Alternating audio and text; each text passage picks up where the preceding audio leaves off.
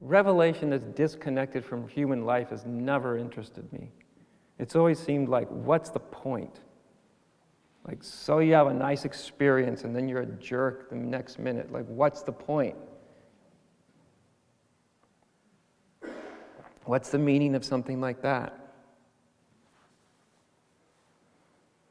And that's part of the fun of it, you know? After you get over the angst of it all, it's an amazing adventure, you know, for all of us, for all of you. It can be.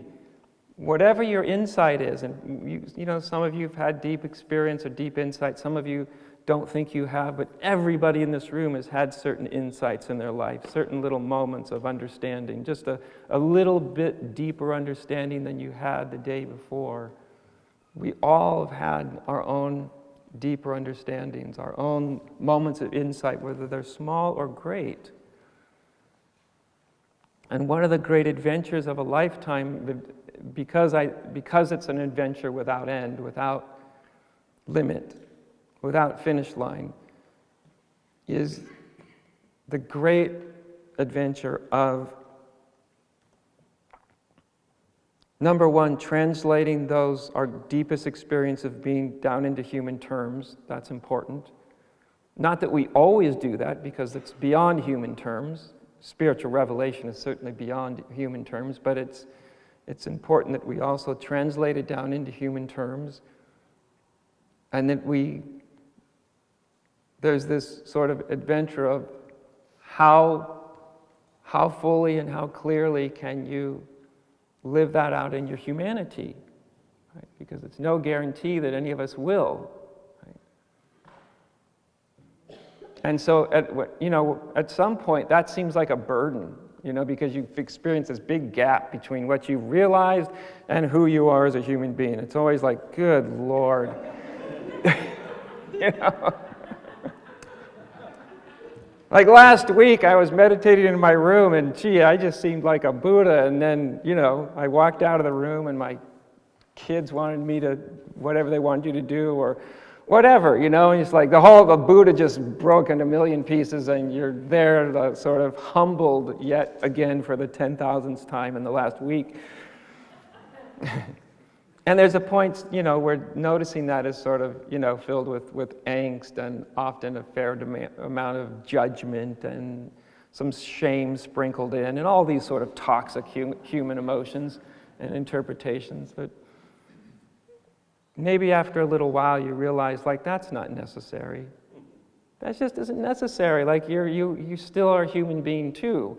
And you just stop, like, projecting perfection onto that human being, or thinking that it should be just have every single bit of its act together and should be just a perfect expression of your own deepest insights. And you just sort of get off of yourself and relax a little bit, and you realize this is an adventure. This is like this is an exploration. Like, how deep can I take this? How embodied can I become?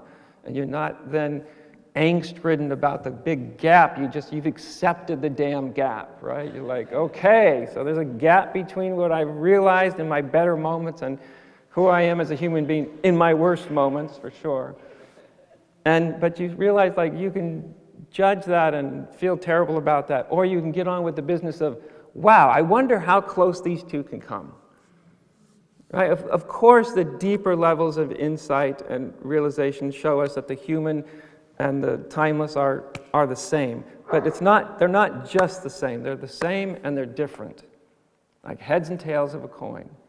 You know, the human mind always jumps between opposites, right? It's this way or it's that way. It's Reality seems to always come in these sort of nice paradoxes, right?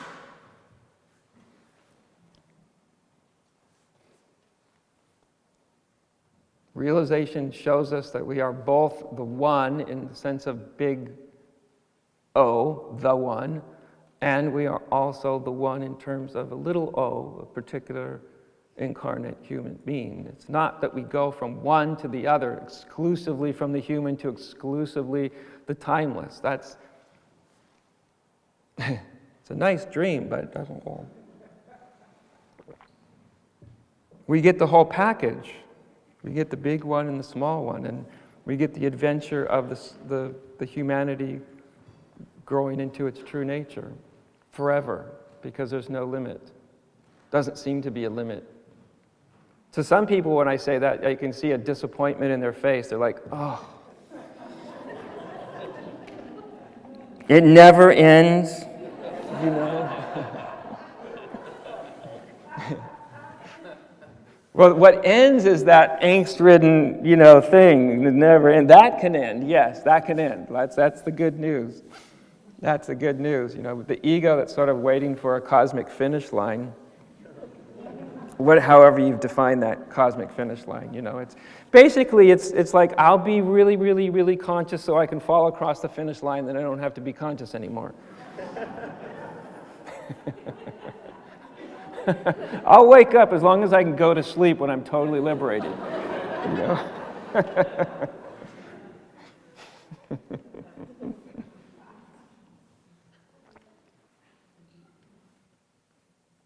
So, but when we get over that, either that thinking this in terms of, goals and all that,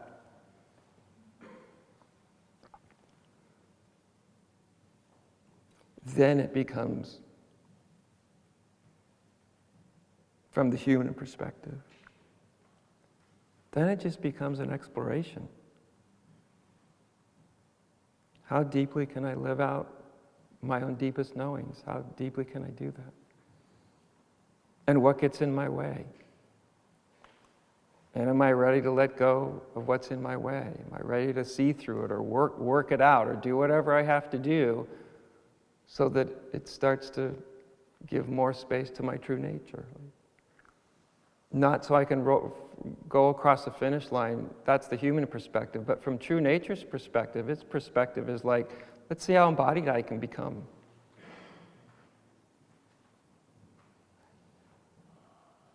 That's a kind of a wild thing. This is sort of theological language, the way I'll post this, and then I'll open it up for some questions if you have any. But it's a weird thing to think that, the human being, or not all, but a lot of human beings, especially in spirituality, are looking to sort of become, in some ways, disembodied, right? I want to realize my formless nature, right? And good, that's a good thing to do. That's sort of step one in terms of awakening. Wake up to that. That's essential. But the funny thing is your formless nature also has its own impulse, and its impulse is towards embodiment. It's trying to get embodied. You're trying to get out, and it's trying to get in. That's kind of a weird thing.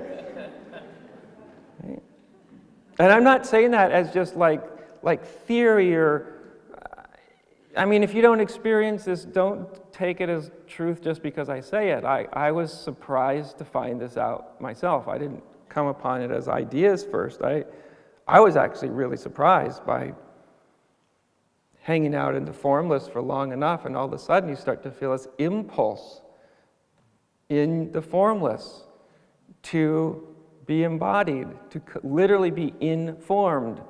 I didn't expect that.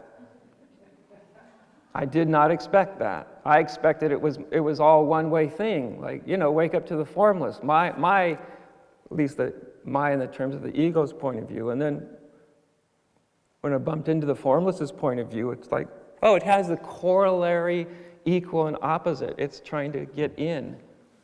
It's looking to be informed and embodied. And both of these are equally as important. Most people are kind of a little biased one way or the other, right? And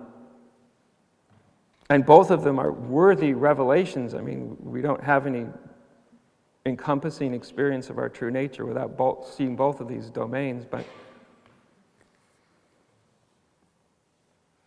it's part of that paradoxical nature of reality. It's just what it does.